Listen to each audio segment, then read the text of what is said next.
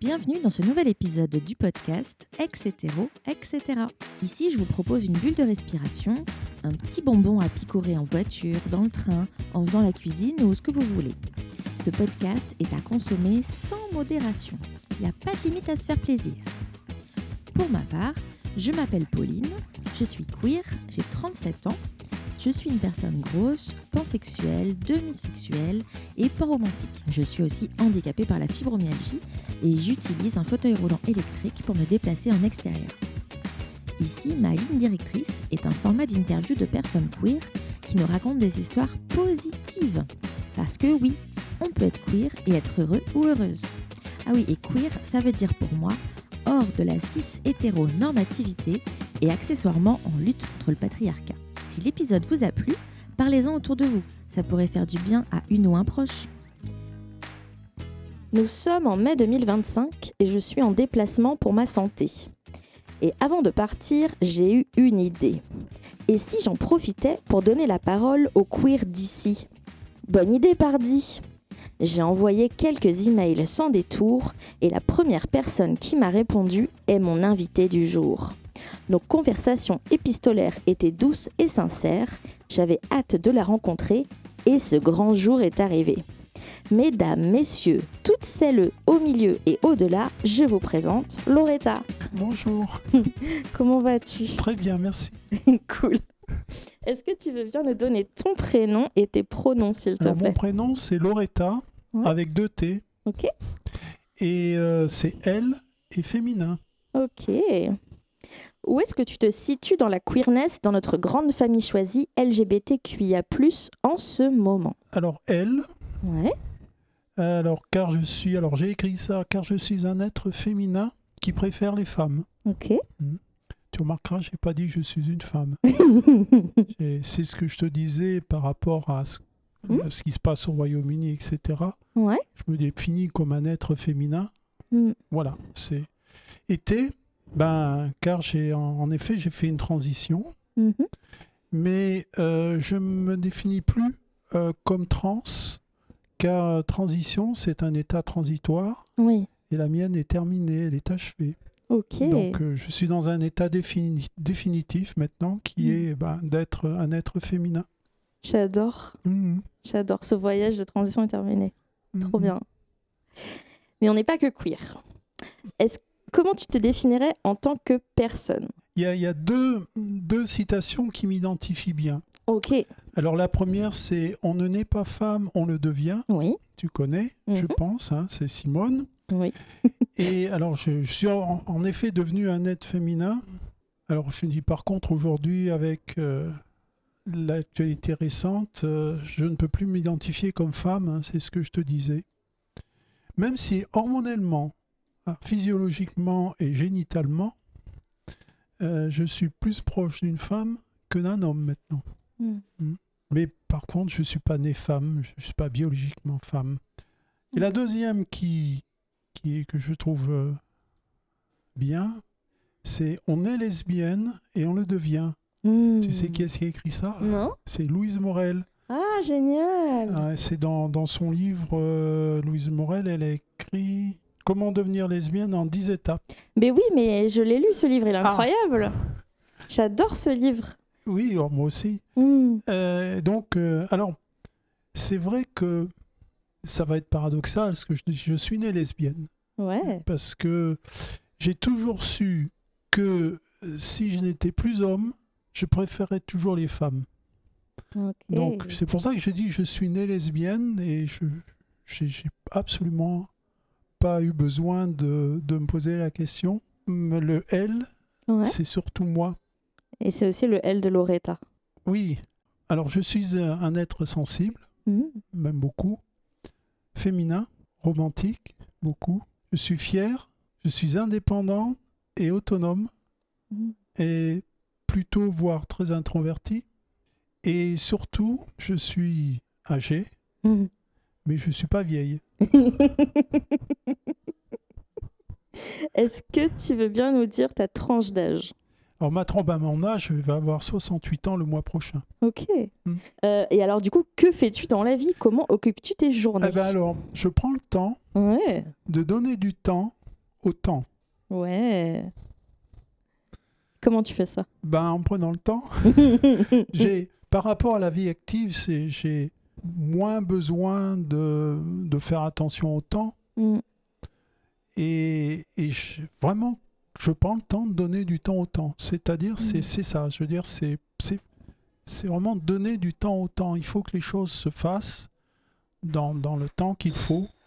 On n'a pas de butée, on n'a pas de départ, d'arrivée. Non, les choses vont se faire. Et il faut donner du temps au temps. Comme ça, les choses se font bien. Et c'est harmonieux. Et voilà, c'est bien. Voilà. Donc oui, effectivement, étant à la retraite, j'ai beaucoup d'activités. Je ne suis pas au ralenti. Je ne suis pas du tout au ralenti. Non, simplement, c'est que je prends le temps de donner du temps au temps. Tu as arrêté de travailler, tu es à la retraite depuis combien de temps? Alors, au 1er mai, ça faisait 3 ans. Ok. J'ai arrêté de travailler pratiquement à 65 ans. Ok. Voilà. Et comment t'occupes tes journées aujourd'hui? Est-ce que tu as des passions, par exemple? Ah oui, j'ai bien. Alors, je lis beaucoup. Ouais. Je lis énormément. Ok. J'ai un petit chien, donc assez athlétique d'ailleurs, donc on fait beaucoup de marches. Comment il s'appelle ton chien? Mon chien, Nuki. Nuki. C'est un chien de race Basenji. Ok. C'est une race primitive africaine. Ok. Et donc, on fait de la marche avec lui, voilà. Okay. Donc, lecture, marche, de temps en temps, les magasins. Ouais. C'est thérapeutique. Ça marche. De temps en temps, un film, puis voilà. Ouais.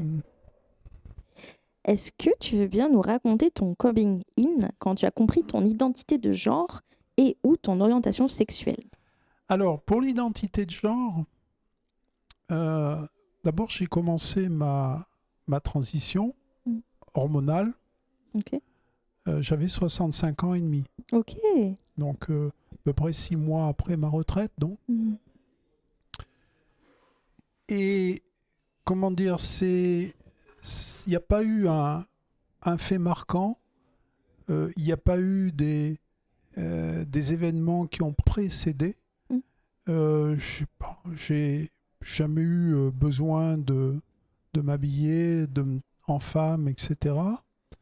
Je suis d'une génération où les queers étaient invisibles. C'est vrai. Donc, c'était pas dans mon conscient du tout.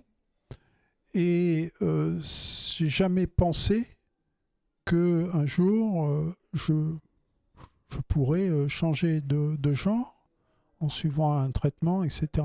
Je pense que ça a dû se faire progressivement, sans que ça soit conscient. J'ai quand même été un homme longtemps.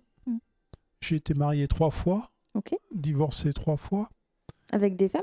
Oui, tout à fait. Ah oui, j'étais tout à fait dans la norme hétéropatriarcale. Oui, tout à fait. Hein. Okay. Et je pense que j'ai tout fait pour être un homme viril, etc. Hein. J'ai compris, c'était dans mon dernier mariage, j'ai commencé à comprendre qu'être un homme, surtout en étant avec une femme, c'était pesant pour moi. J'avais plus envie, j'y arrivais plus. C'était plus moi. Et j'ai commencé à être assez mal à l'aise, surtout dans les rapports intimes avec mon épouse. Et bon, on a eu une relation assez difficile parce qu'il y a eu beaucoup de séparations, etc. Mais j'ai senti ce malaise et ne plus avoir envie d'être un homme. Ouais. Donc ça, je pense que là j'ai vécu ça sans comprendre, mais je l'ai vécu. Et bon, c'était en 2011, donc tu vois, il y a combien ça fait 14 ans. Ouais. J'étais en expatriation en Chine pendant 2 ans. Okay. Bon, mon épouse ne m'avait pas suivi à l'époque. Et pour essayer, je me suis procuré de l'estrogène. Et pendant 2 ans, j'ai pris de l'estrogène à petite dose, pas la dose recommandée pour faire une transition, à petite dose. Et je ne sais pas pourquoi, mais je l'ai fait. Et bon, j'étais très bien, très à l'aise. Et quand je suis revenu en France, bon, on a repris notre relation avec mon épouse, donc j'ai arrêté. Excuse-moi, est-ce que tu avais une expression de genre féminine pendant ce traitement-là? Oui, je pense, mes cheveux, machin, je pense qu'au niveau de ma poitrine, elle était beaucoup plus sensible, d'accord? Et toi, tu choisissais des vêtements à l'expression de genre Ah féminin? non, pardon, non, absolument pas, j'étais un homme parfait. Ok, même en Chine? Ah oui, oui, oui. Ok. Ah oui, non, c'était... Ok. non, j'étais pas encore là, hein, je veux dire... D'accord. D'ailleurs, je te raconterai une histoire, tu comprendras un peu Ok. d'où je viens. Et donc, après, quand je suis revenu en France, il y a eu le divorce, après il y a eu la retraite, c'est compliqué la retraite. Et une fois la retraite finie, 6 mois après, comme je te disais, j'ai commencé le traitement hormonal, mais à la dose voulue. Donc, je m'en prouve. Et 8 mois après, j'ai été voir ma médecin généraliste. Et je dis, voilà, je veux devenir une femme. Comme ça, hein, je lui dis, je veux devenir une femme. Alors, elle a été très posée. Elle a déjà des personnes trans dans son cabinet, parmi sa patientèle. Et elle m'a orienté vers une endocrinologue qui est aussi gynécologue, qui travaille au planning et ça fait 15 ans qu'elle suit des personnes trans. Donc, j'ai été la voir. Et je lui ai dit, ça fait 8 mois que je prends des hormones. Alors, j'avais la dose et tout parfaite. Hein. Ouais. Elle a dit, oula, bon, on a fait des examens pour voir à quel niveau j'étais, puisque bien sûr, je n'avais pas d'examen. Et donc, elle a repris à peu près la même dose, avec ses trucs à elle, comme elle me disait, parce que moi, j'achetais ça sur Internet. Ok. Et, tu faisais des injections toi-même, du coup? Non, c'était des pilules. Des pilules, ok. Elle m'a donné la même chose, des pilules. Et puis, par contre, j'ai eu une injection pour bloquer la testostérone, bien sûr. Le décapeptile. Puisque je n'étais pas encore opéré. Et bon, voilà. Donc, le coming in... C'est quand toi, tu l'as ressenti. Oui, mais j'ai pas eu d'indication extérieure, formelle, franche. Voilà. Alors, c'est peut-être étonnant, mais je peux pas dire plus que ça. Non, mais c'est très bien. C'est ton expérience à toi, c'est ça qui m'intéresse. Oui, voilà. Ouais. Voilà. Trop bien. Alors, l'orientation sexuelle, c'est comme je te disais, je l'ai toujours su. Ça, pour moi, c'était une évidence aussi. Alors, très franchement, quand j'ai compris qu'être un homme avec une femme, c'est pas ce qui m'intéressait, je me suis questionné sur mon identité sexuelle. Et j'ai eu une expérience avec un homme homosexuel pour comprendre. Et j'ai tout de suite compris que c'était pas ça. Hein. C'était pas ça du tout. Donc, c'était certainement moi depuis très très longtemps, mais la société m'avait tellement bien formaté que voilà, j'ai marié 3 fois, j'ai des enfants magnifiques, voilà, c'est... T'as combien d'enfants? 2, des jumeaux. Ah oui? Oui, ils ont 29 ans maintenant, oui. Oh, wow. Un garçon, une fille, tu vois, en plus, c'est le choix des rois, comme on dit. Oui, comme on dit, ouais. Et donc... on en reparlera, surtout vis-à-vis de ma fille. Après, il y a le coming out, hein, bien sûr. Voilà. Donc voilà, et j'ai eu cette chance. J'ai pas eu... Il y a 3 phases hein, dans une transition. Il y a avant la transition, qui peut être très traumatique.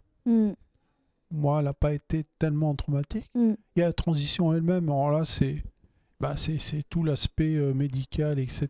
Et même les transitions, du coup, sociales, médicales et administratives. Mais après, il y a l'après-transition, où c'est ce que disait Emmanuel Beaupaty, que tu dois connaître aussi, son livre. Ça me dit quelque chose, oui. Et après, il a écrit, c'est un chercheur en sociologie. Et son bouquin, ça fait 10 ans, il a passé sa thèse d'avoir une dizaine d'années. Son bouquin, il a réécrit sa thèse de façon à la vulgariser un peu. Ok. Et il disait, la transition, c'est la mobilité sociale, hein, Mm. d'accord? Mm. Et donc, c'est l'après-transition, c'est cette phase-là de mobilité sociale, effectivement. Hein. Donc, moi, l'avant-transition, elle était presque inexistante. La transition elle-même, elle s'est faite rapidement parce que j'avais pas tellement l'âge pour prendre le temps. Mm. Donc, à partir du moment où j'ai vu l'endocrinologue, au mois d'août 2023 et Ouais. au mois de septembre 2024, j'ai été opéré. Ok. Donc, j'avais pas le temps d'attendre parce que je suis âgé. Il fallait que ça aille vite. Et donc, j'ai choisi l'option du semi-privé. Ouais. C'est pris en charge par les sécu. Ouais. Mais je paye les dépassements d'honoraires du chirurgien et les frais d'hospitalisation. Ok. Voilà. Ok. Voilà. Très bien. Et donc ça Alors, c'est... oui, la psychiatre. Hein. Oui, donc Alors, le tripartite. oui, parce il va falloir trouver une psychiatre parce qu'il y a après il faut une tripartite si on veut être opéré, hein, endo, psychiatre et chirurgien. Ils se réunissent et ils décident si oui, on peut aller vers une opération. C'est bien fait en France, hein, c'est relativement sérieux pour ça parce qu'il ne faut pas qu'on se trompe, hein, c'est définitif après. Hein.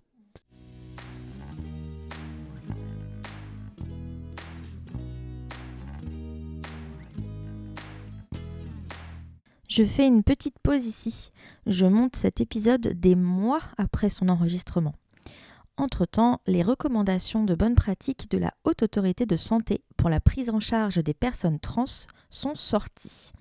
J'ai eu la chance de voir la conférence d'Anaïs Perrin-Prével, la directrice d'Out Trans à Paris. Elle a participé au groupe de travail pour la réalisation de ces recommandations. Aujourd'hui, la Haute Autorité de Santé privilégie un parcours de transition centré sur l'individu et non plus un parcours linéaire. Il n'y a plus d'étapes à suivre, mais bien des possibilités de rendez-vous médicaux en fonction des besoins des personnes. C'est une très grande avancée. Je vais vous lire un extrait de la conférence. La dépsychiatrisation des parcours de transition.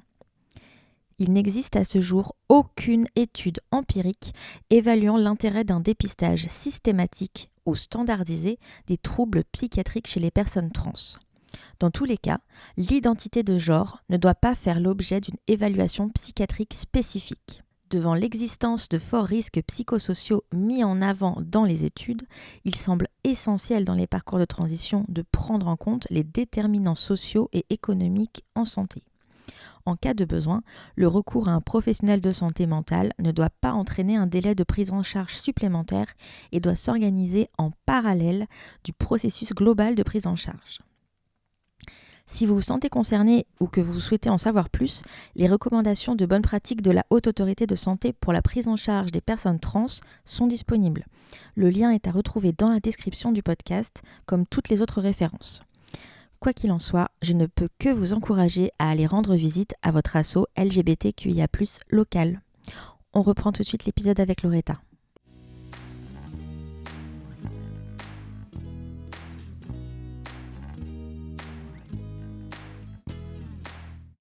Et donc j'ai trouvé une psychiatre. Je me suis débrouillé toute seule. Hein, et j'ai la chance d'être tombé sur une psychiatre qui m'aide beaucoup et qui m'accompagne énormément. J'ai entendu beaucoup d'histoires terribles sur les psychiatres, surtout avec les jeunes. Ouais. Ils essayent de convaincre les jeunes que ils sont pas en dysphorie de genre, etc. Ouais. Et moi, elle m'a jamais embêté, elle m'a jamais questionné, elle m'a jamais challengé là-dessus. De toute manière, je me souviendrai toujours le premier rendez-vous.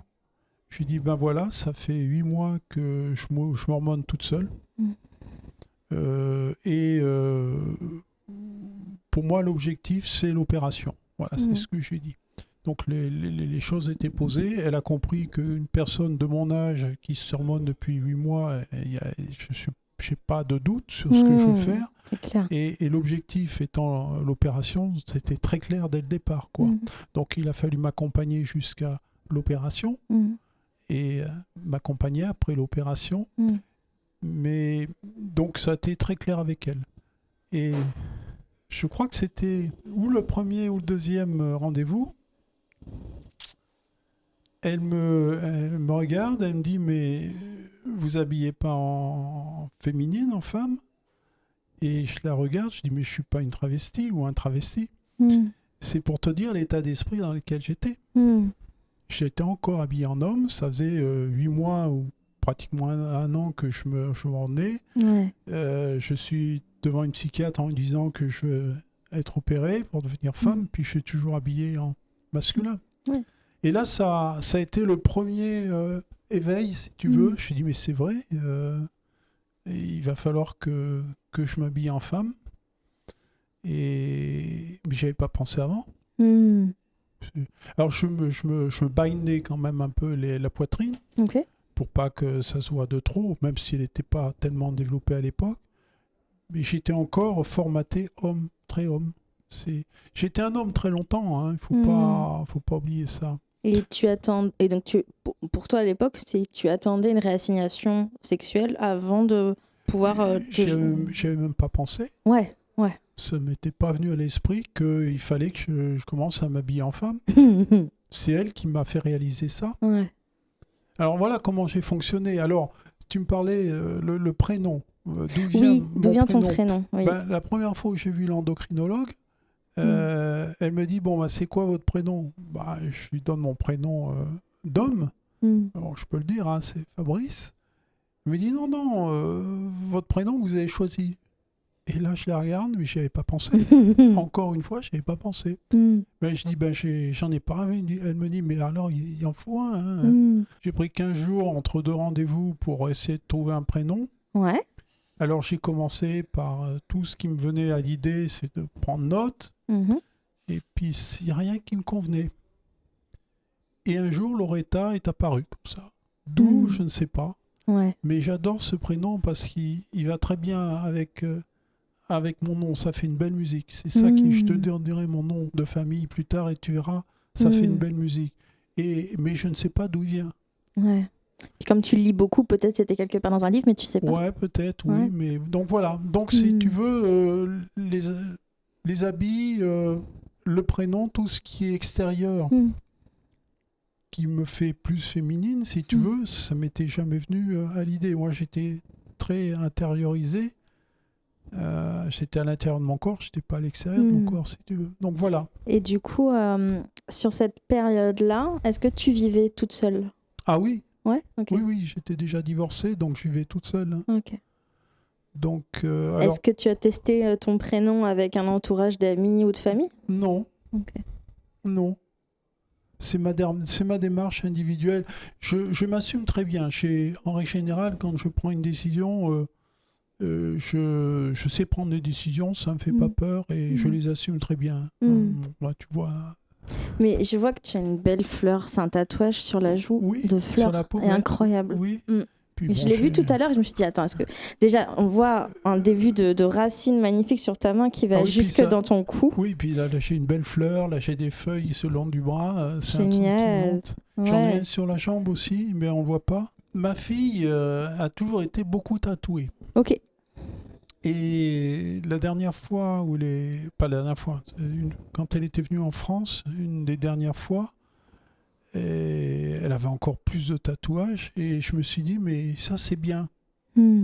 Et donc j'ai commencé par celui du bras, après celui de la jambe, maintenant celui sur la pommette et puis ça va continuer. J'ai la chance de connaître une artiste, une tatoueuse. Je lui donne l'idée et elle crée le tatouage. Tout ça c'est créé. Je lui ai donné une idée, elle le crée, elle me fait une proposition. En règle générale on est toujours en phase, parfaitement en phase. Je lui dis c'est ce que je voulais, c'est ce que j'avais. Et elle est super contente parce que elle peut créer quelque chose. Si tu veux. C'est pas un truc de catalogue, c'est créé. Donc c'est ce qui lui plaît beaucoup. Ça la challenge et elle aime ça. Elle trouve toujours ce qu'il faut. Elle s'appelle comment? Birdie le vilain. Alors je te donnerai ses coordonnées. Et donc voilà. Donc super. Les tatouages. Donc, alors... Ça a été une grande réponse à ton coming in. Oui. Mais est-ce que maintenant tu voudrais nous parler de ton coming out le plus positif? Alors, quand tu l'as annoncé? Comme ayant positif, en fin de compte, le premier, et il a été fantastique dans un moment dramatique. Quand j'étais à l'école, après le bac, j'ai fait 2 ans d'études, et on était une bande, on était 6-7, où on s'est connus, on a fait les 400 coups ensemble, mais vraiment, on a peu travaillé, on a beaucoup fait la Java, et donc, depuis ce temps-là, donc ça fait à peu près 45 ans, hein, on se voit périodiquement. Okay. On ne s'est jamais perdu de vue. Non, janvier, oui, l'année dernière, en 2024, un de nous est mort, décédé. Donc, il a fallu s'organiser pour aller aux obsèques. Et j'étais bien sûr à cette époque, puisque c'était janvier l'année dernière, j'étais déjà habillé en femme. Et donc, j'ai écrit à un de la bande, Dominique. Et je dis, ben voilà, Dominique, je viendrai habillé en femme parce que je viens de faire une transition. Je fais une transition. Et donc, arrive le jour des obsèques, je suis arrivé habillé en femme, en jupe, etc. Et ils étaient tous là, ils m'ont... Il n'y a pas eu de... Ils m'ont accueilli comme avant. J'ai jamais été mal à l'aise. Et vraiment, c'est là où j'ai compris que l'amitié, ça peut porter loin. Hein. Oui. Ils n'ont pas eu de préjudice, ils n'ont pas eu... Et il y a même deux épouses qui sont venues me voir, elles m'ont dit bravo, t'es quand même courageux. Alors je dis non, courageuse. Ils ne savaient pas encore les codes.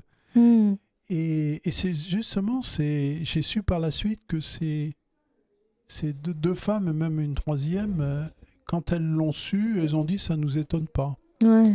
Alors, bon, donc tu vois, je pense que parce qu'elle m'avait connu, j'avais une vingtaine d'années, donc voilà. Donc voilà, là c'est... Et après, on s'est revus, parce qu'on a fait une plaque et tout ça, pour mettre sur la tombe de notre ami. Et on s'est revus pour aller mettre la plaque sur la tombe et puis faire un dîner, un repas ensemble. Et là, il y en a un ou deux qui m'ont posé des questions et j'ai pris le temps d'y répondre. Et il y en a un autre, un couple, où j'ai passé une journée chez eux. Ils m'ont invité parce qu'ils voulaient comprendre et j'ai passé une journée, on a discuté, je leur ai tout expliqué. Okay. Donc si tu veux, ils ont été accueillants et ils ont été curieux, ils ont voulu me comprendre et ça c'est important. Ils n'ont pas jugé, ils n'ont pas... Oui, c'était pas des questions malveillantes ou de la curiosité mal placée. Non. C'était vraiment des questions sincères de on veut te comprendre, on veut savoir ce qui se passe pour toi et te soutenir potentiellement. Oui, c'est ça. Ouais. C'est tout à fait ça. Et c'est pour ça que j'ai été très ouverte et très, très, très contente de le faire, hein, surtout pour eux. On est des amis et j'ai compris qu'on restera des amis tout le temps. Quoi. Et je veux dire, que je sois habillé en femme, que je fasse une transition, ça n'a jamais été un problème pour eux. Je suis toujours leur ami. Alors, ils m'appellent aussi par mon prénom, hein, mon nouveau prénom, par Loretta. Et donc voilà. Donc ça a été... comme très très simple, et très chaleureux et très réconfortant en fin de compte. Voilà, très réconfortant. Des bons piliers et des bons alliés. Ah oui, et je pense que c'est là où, bon, on dit toujours, c'est dans des situations un peu exceptionnelles où on compte ses amis. Oui. Ce qui m'a vraiment fait chaud au cœur, c'est que ils m'ont ouvert les bras, quoi. Je veux dire, c'est ça. C'était... Je pense que ça a dû certains, ça a dû les questionner. Hein. D'ailleurs, ils m'ont posé des questions après parce qu'ils se sont posé beaucoup de questions, certainement. Mais ça les a pas empêchés de m'ouvrir les bras et de me dire c'est bien, t'es avec nous, quoi. Ouais. Voilà. Ça, c'est une belle histoire. Oui. Je suis très émotive parce que c'est très important. Oui, c'est important. Et l'autre, c'est ma fille. C'est ma fille. Pourquoi j'en parle? Parce que le rapport père-fille est un rapport très spécial. le père est le premier homme dans la vie d'une femme, hein, et ça commence tout petite fille. Et avec ma fille, on était très, très, très fusionnels. Et même si je ne l'ai pas vue pendant longtemps parce que sa maman et moi, on a divorcé et les enfants étaient encore jeunes. Et donc, quand j'ai fait mon coming out, donc j'ai aussi écrit à ma fille en lui disant, ben voilà, maintenant, très écrit, je lui fais un WhatsApp ou quelque chose comme ça. Ouais. Je lui ai expliqué que j'étais Loretta et que je faisais une transition. Et je l'ai dit à ma nièce aussi d'ailleurs. Et tout de suite, oh super, etc. Donc bon, je dis, ça a l'air de bien se passer. Et puis après, pendant 2 mois, plus rien. Ok. Et j'en ai parlé avec ma psychiatre, j'ai essayé de rationaliser tout ça. Hein. Je me suis dit, j'avais un rôle dans sa vie. Et changeant de genre, etc., j'ai plus ce rôle-là. T'es toujours son parent. Oui, mais j'ai plus ce rôle, le père. Machin. Donc peut-être qu'elle a du mal à me réassigner dans un autre rôle, si tu veux.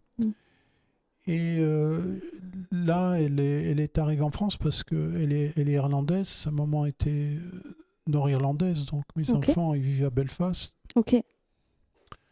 Et là, elle est venue s'installer pour un temps en France avec son compagnon. Et en janvier, elle s'est arrêtée chez moi pour 2-3 jours. Et à un moment donné, on a discuté pendant 4 heures, toutes les deux. Il y a eu des larmes. Et il se trouve qu'on a eu peur, toutes les deux, de se perdre. Ouais. Elle comme moi. Et donc, on a pu... excuse-moi. Prends ton temps.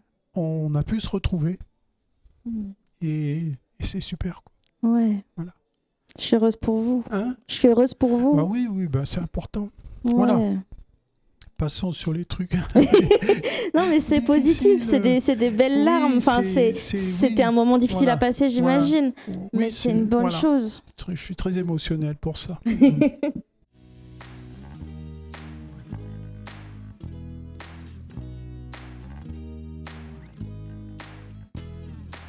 Est-ce que tu pourrais nous parler d'une relation amoureuse ou amicale positive et surtout comment cette personne te rend heureuse?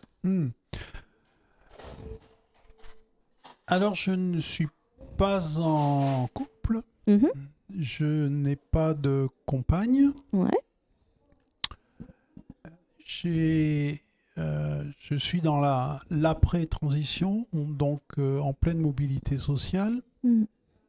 Et il faut que donc j'essaye de trouver une compagne. Bon, je vais sur des sites de rencontres, etc. Mais quand tu as ta photo, ton pseudo, et puis en dessous 67, ça devient très difficile.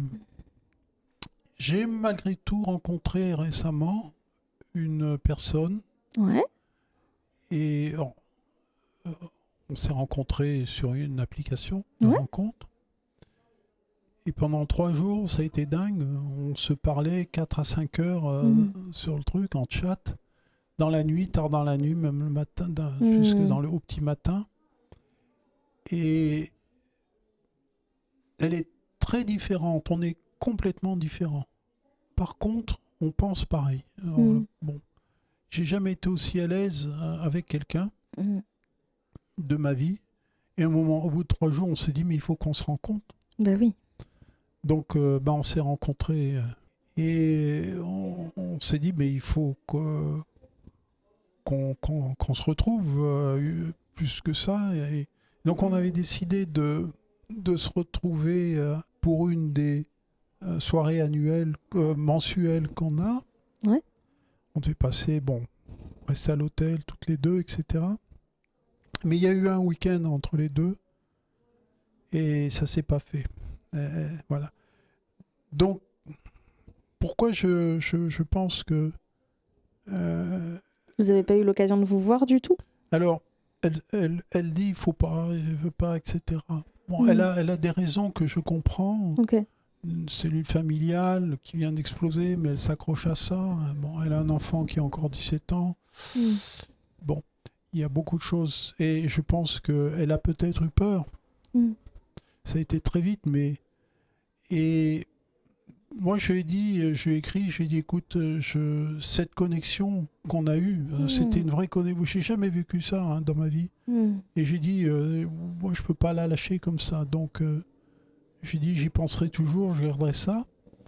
Et d'ailleurs, c'est pour ça que je déménage. Donc, pour me rapprocher d'elle. Wow. Et donc, voilà. Et je pense que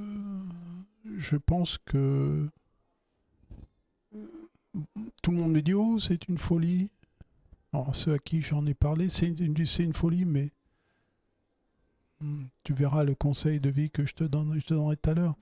Et donc, non, ça, je pense que quand on a une expérience comme ça, une connexion comme ça, c'est peut-être une fois dans sa vie qu'on l'a.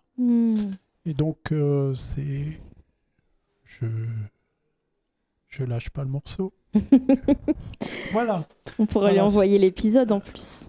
Oui, non, mais c'est... Non, voilà, j'ai que ça comme expérience pour l'instant. Hein.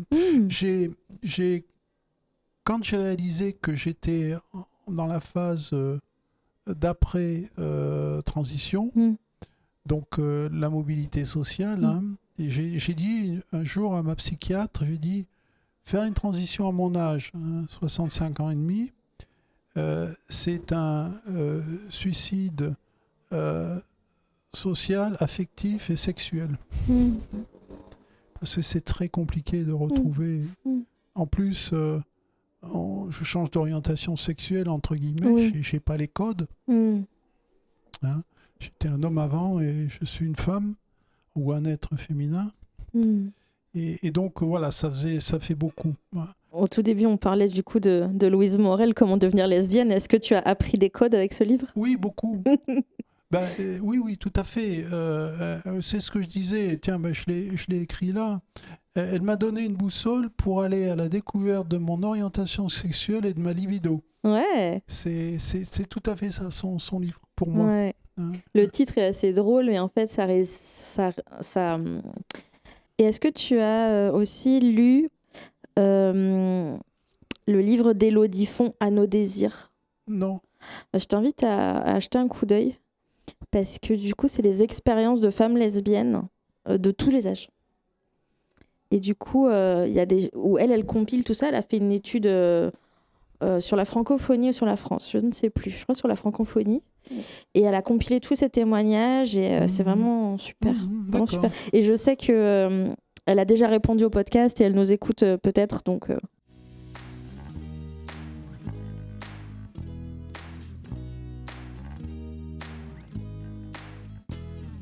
c'est courageux de déménager pour te rapprocher de cette personne. Il n'y a rien qui te retient dans ta ville actuellement. Et du coup, c'est... Non, je me retrouve là-bas car j'ai pris ma retraite. Ouais. Mais j'ai commencé ma carrière là-bas et je la finis maintenant. Mais entre-temps, j'ai quand même fait 21 années d'expatriation dans beaucoup de pays différents. J'ai fait énormément de déplacements professionnels. Mes enfants sont nord-irlandais. Donc...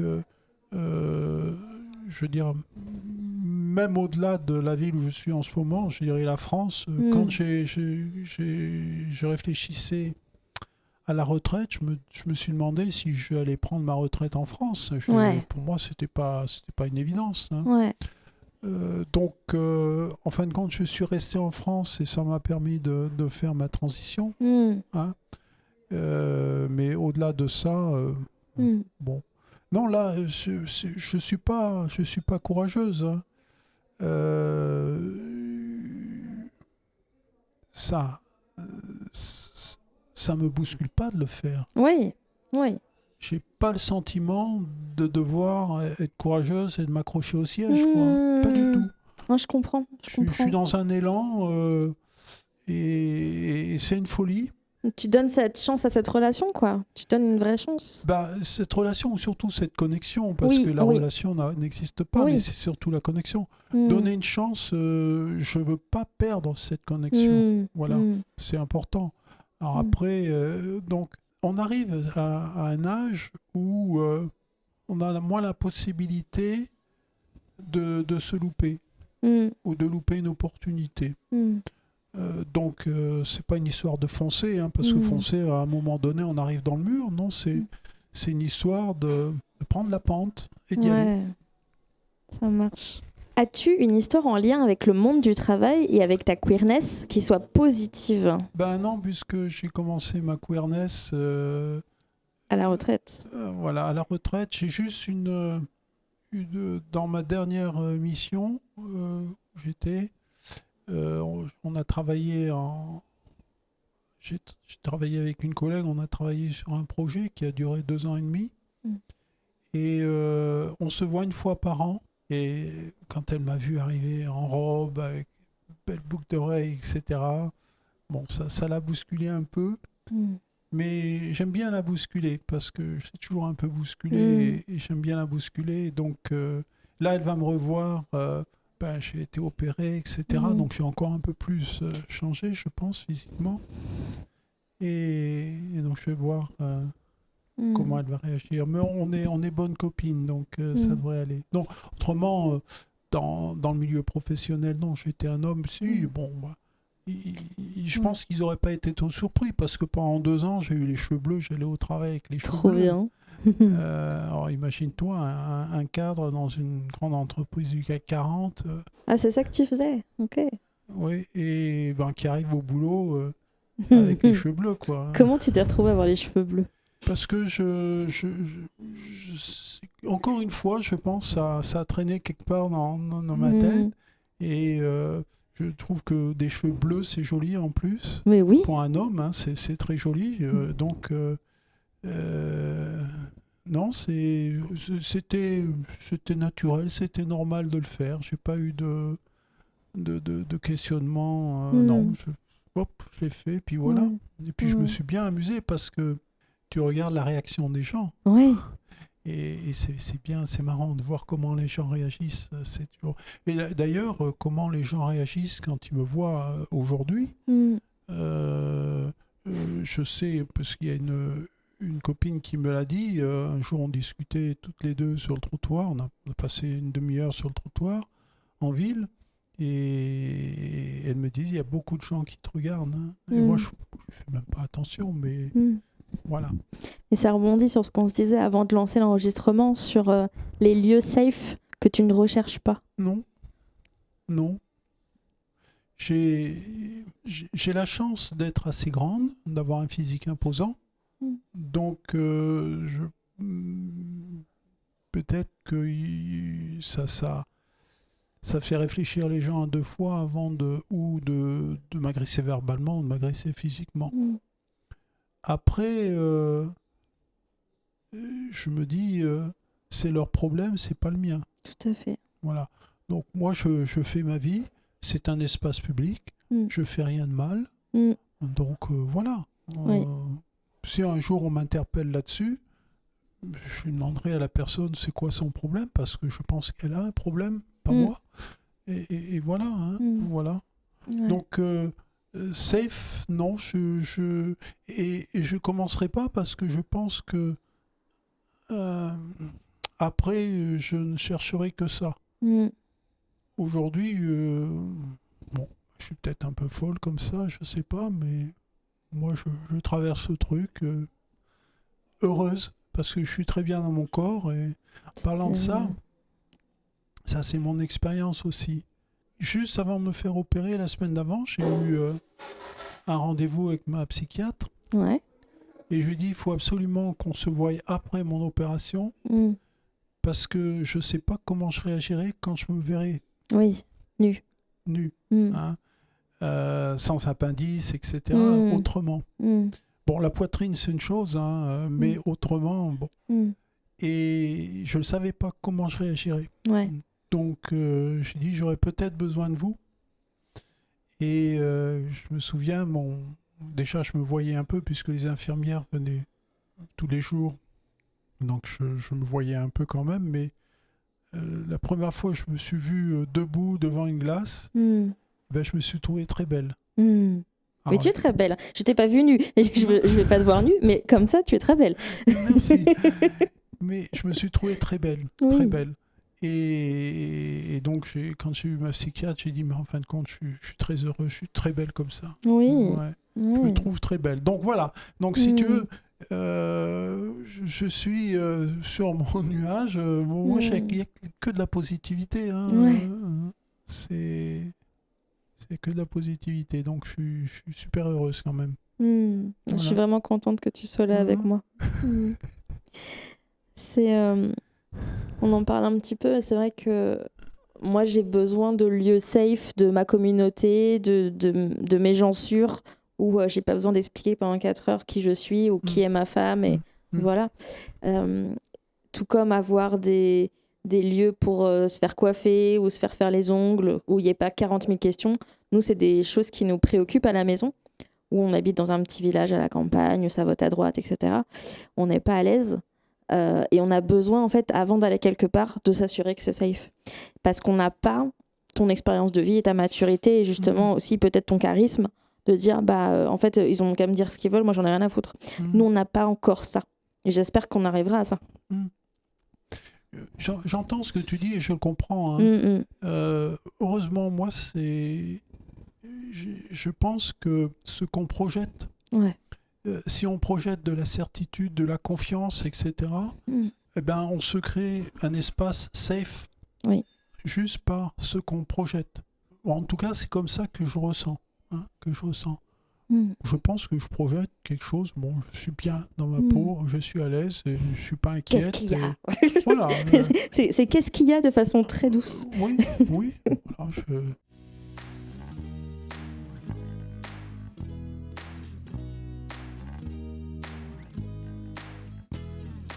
Est-ce que tu as un message positif à nous faire passer ? Ah oui, alors j'en ai un parce que c'est vivez vos folies. Ouais. Il faut vivre ses folies. Tu vois, les folies, j'en fais. Tout le monde me dit bouger comme ça, déménager, c'est une folie. On m'a dit le tatouage sur la pommette, c'est une folie. Vivez vos folies. Je suis tellement bien avec moi-même. J'ai jamais été aussi bien dans ma vie, donc je regrette pas d'avoir fait ma transition. Et c'est là où j'ai compris que j'étais pas si bien que ça dans ma vie avant. Parce que là, je suis vraiment bien dans ma vie. Et je suis à une période de ma vie où j'ai plus d'activité professionnelle, donc j'ai plus les responsabilités de business, machin, des équipes, etc. Et je peux vivre mes folies. Ouais. Et quand on me dit c'est une folie, je dis moi je me dis c'est bien. Je vais y aller. Trop bien. Voilà. Donc vivez vos folies si vous pouvez, vivez vos folies. C'est important. C'est important. As-tu des ressources, des livres, des vidéos, des podcasts, des comptes de réseaux sociaux à nous recommander qui soient queer et positifs ? Oui. Alors, il y a Emmanuel Bopati, c'est transfuge de sexe. Okay. Ça, je t'en ai parlé tout à l'heure. Alors, il y a quelque chose qui m'a beaucoup plu. Je ne sais pas si c'est positif. Enfin, pour moi, ça l'a été. Parfait. C'est Constance Debray, Love Me Tender. Alors moi, ça démolit, c'est viril, et on sort de sa zone de confort. Hein. Ah bah oui, pour le coup, oui. Ah oui. J'ai pas vu, mais oui. J'en ai entendu. Ah oui, moi, ça m'a beaucoup plu pour ça. Et puis, Louise Morel, oui. Voilà. Comment devenir lesbienne en 10 étapes. Le cinéma. Oui. Alors, c'est pas queer, mais c'est une histoire qui me concerne beaucoup maintenant que je suis plus femme qu'homme. C'est le film Julie Sauté. C'est le premier film de Leonardo Van Dille. Ouais, c'est ça. Ok. C'est fantastique. Alors, il est passé il y a 1 mois ou 2 sur les écrans. C'est une jeune tenniswoman. Son entraîneur, quelqu'un l'accuse de se mal comporter sexuellement avec c'est joueuse. Et Julie, elle se tait. Ok. Et on entend beaucoup parler de ces problèmes des entraîneurs qui abusent sexuellement de leurs pupilles. Ouais. Et elle se tait et c'est son parcours jusqu'à la parole. Ok. Et c'est filmé d'une manière, c'est en très gros plan sur elle. Ok. Il y a peu de paroles. Et c'est fantastique. C'est fantastique d'un point de vue, du point de vue cinéma, technique du cinéma, c'est bien. Et le sujet me plaît beaucoup. Et on voit son parcours jusqu'à la parole, ce qui l'amène à la parole, alors qu'au début, elle ne veut pas parler. Donc voilà, c'est un film important pour moi. Ok. Et voilà. Parfait. Est-ce que tu as un ou une prochaine invitée à me recommander ? Bah non, malheureusement, non. J'ai Pas pas de assez souci. j'ai pas assez de Connaissance de queer. connaissances. Ouais. Socialement, je suis encore en mobilité. Ça marche. Est-ce que tu veux dire merci à un ou une inconnue ? Ben oui, alors à Louise Morel. Pour la raison que je te disais, elle m'a donné ma boussole. Hein. Ouais. Voilà, donc... J'ai une dernière question bonus. Je te l'ai peut-être pas envoyée. C'est pourquoi as-tu accepté de faire ce podcast ? Parce que je pense que c'est important. J'ai voulu offrir mon témoignage. Et surtout, il faut que ça... Je veux dire, c'est dans la positivité. Et ça, c'est important. C'est très important. Aujourd'hui, il y a tellement... On entend tellement de choses qui sont pas si positives que ça. Et donc, voilà. On a besoin de représentation positive. Oui. Voilà. Merci énormément, Loretta. Vraiment, tu nous as offert ton témoignage. C'est magnifique. Je vais dire merci également au bar qui nous reçoit. Je vais pas pouvoir les citer pour garder l'anonymat, mais ils se reconnaîtront. On envoie des bises à Zoé que j'ai pas encore eu la chance de rencontrer. Et merci pour tout. C'est moi. Merci d'avoir passé ce moment avec nous. Le podcast Etc. n'a pas de rythme régulier. Vous pourrez me retrouver quand les planètes seront alignées en termes de météo, santé physique et mentale, dispo des invités et bien d'autres facteurs encore. Vous pouvez me suivre sur Instagram, Blue Sky, TikTok et YouTube Short. Je vous y partage les nouveaux épisodes, les recommandations et quelques extraits. En bonus, des contenus queer et positifs trouvés ici ou là. C'est une boîte à idées virtuelle de contenus queer et positifs à picorer quand vous en avez besoin. Vous pouvez écouter les épisodes d'Etc. Sur les plateformes suivantes: Spotify, Deezer, YouTube avec les sous-titres, Podcast Addict, Apple Podcast, Audible, Acast, AntennaPod en open source et bien d'autres. Le mieux est encore de suivre le lien Linktree que je maintiens à jour. Là, vous avez tout. Il y a même les interviews que j'ai pu faire en dehors du podcast, partout où je suis invitée. Si vous avez des questions, vous pouvez m'écrire à podcast.etcetera@gmail.com. Je voulais vous dire un énorme merci. J'adore recevoir tout plein de cœur chaque jour. Ça m'aide beaucoup à avoir la force de réaliser tout ce contenu numérique gratuitement. Plein de bisous et à bientôt.